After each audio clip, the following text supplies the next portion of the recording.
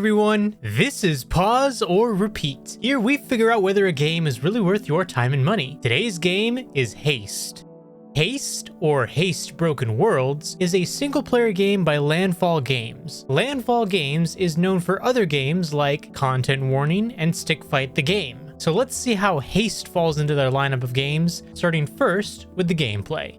The gameplay of Haste is a fast-paced runner. The core gameplay loop is to start running in a level, and you'll build momentum as the level falls apart behind you. You can build momentum by landing cleanly on downward slopes, and the nicer of a landing, the more momentum you achieve. Landings also build up a meter to bring out your board, which can be used to give some extra momentum on top of it all. Levels are procedurally generated, and you navigate to them by first entering a shard, and then picking levels from a map. The map is a pathway that eventually leads to a shard boss fight, and along the way, there is a shop to buy items, face challenges, encounter other characters, and more. Items you'll get usually consist of either providing you with heals or adding a boost to your overall speed. Health is just as important as speed, especially as levels start to make it a lot harder to dodge obstacles as you progress deeper. So now let's answer the question why we're here in the first place by going over the story.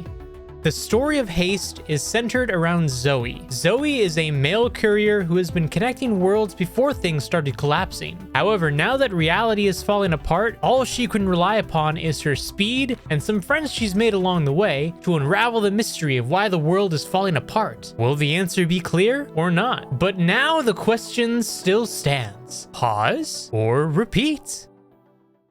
Don't get too hasty now, Chris. I know that you love art style like this, like cel-shaded and, cartoony art styles. But, this isn't a AAA experience. It's really not. And, I mean, maybe sometimes... I don't think anybody was anticipating it to be a AAA experience, but okay. Yeah. The unfortunate thing is it does kind of rear its head not being a AAA experience, namely with things like the story, right, Chris? Yeah, I would say so. I mean, at first glance, Haste Broken World looks like it's about sprinting through a collapsing universe at breakneck speed. And hey, momentum is satisfying, Henrik. But the minute you stop to breathe or, heaven forbid, read the dialogue, it all starts to unravel faster than the ground beneath Zoe's feet. Which is a shame because, the gameplay, at least, is pretty fun.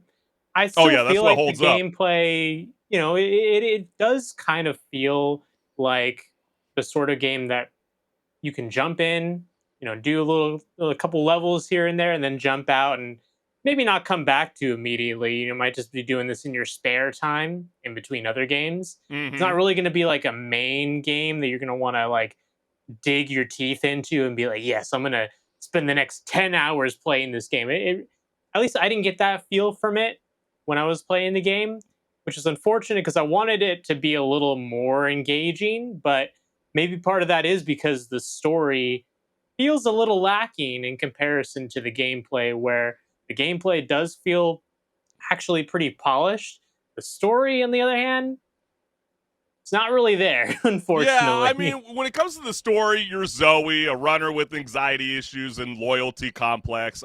She's chasing after your missing best friend while the universe crumbles, and you're told you have a crew while they're supposed to be helping you out, but honestly, half of them sound like they were written by a magic 8-ball. I mean, there's only really two characters that stood out to me. It was the captain and the shoekeeper. I mean, they seem remotely aware, Henrik, that they're in a video game, and the rest are just background noise with the text box. But, the story wants to be emotional and mysterious, but it feels like a rough draft of like a sci-fi comics that someone wrote during finals week. I mean, you either skip the dialogue because it's irrelevant or you read it and still come out confused. Either way, it's not the narrative hook that they thought it was, but you kind of nailed it. I mean, it's the gameplay that's the draw that's going to pull you in, not so much the story, but I feel like that's what could have opened up a few avenues to explore, because I don't know, like sometimes when I'm playing the game, it didn't feel like it was complete in a sense. I mean, yeah, I get what you mean. And you kind of explained it a little nicely, saying this feels like a little bit of a rough draft because it's not an early access game, but it almost kind of feels like it is. Feels like it does, in a way. Yeah. And this maybe also is exasperated by the fact that the levels are procedurally generated, which Yeah, isn't necessarily a bad thing because, that means that every time you go into a level, it's going to be a different experience. But at the same time, I always felt going into these levels like I wanted it to be a crafted experience, a crafted level yeah. that I could over time get experience in doing over and over and then, master it to a point of, oh, I could just breeze through this level and have a ton of fun. That's the whole point of like the 3D Sonic games. They have crafted levels that you're just going to speed through after your 20th time through, and Yeah. that's what's going to be fun. I didn't not really feel the not same some thing with this invisible game. pitfall. Yeah, Well, no. exactly, exactly. Well, I feel like now this is where Haste really gets your hopes up. The gameplay, right? I mean, I really Mhm, do admire a game with blazing fast speed and satisfying jumps that make you feel like the Flash, right? When the level cooperates. But that's the issue. The levels never cooperate. I mean, everything, like you said, is like Elden Ring Night Rain that we know that's going to be coming up pretty soon, procedurally generated, which in theory sounds mhm. like a replayability gold mine. But I don't know, Henrik. But it to me, it felt like the terrain was generated by like a green goblin. You're often punished for things outside your control: invisible pits, sudden walls, impossible jumps. I don't know if it's a skill issue or just the challenge just don't match the test. I mean, it maybe could be a bit of a skill issue, if we want to say that it is. But at the end Are of the you saying that day, I need to accept betrayal? but at the end of the day, I don't consider myself a god gamer or anything like that. But Yeah. I did feel like there were points, like you're saying, where it's just like you go up against an impossible jump that you just cannot be prepared for. Unless, Sometimes you don't see it coming. That's what's so frustrating. Like you said, like with sometimes with like Sonic 2 linear approaches, at least if you do fail, I guess you know what's coming. Maybe that was what yeah, they wanted to set out to be a bit different, but I don't think it quite works. I think that's the problem. Another thing I want to kind of add, Henrik, is what I felt like was like the biggest missed opportunity.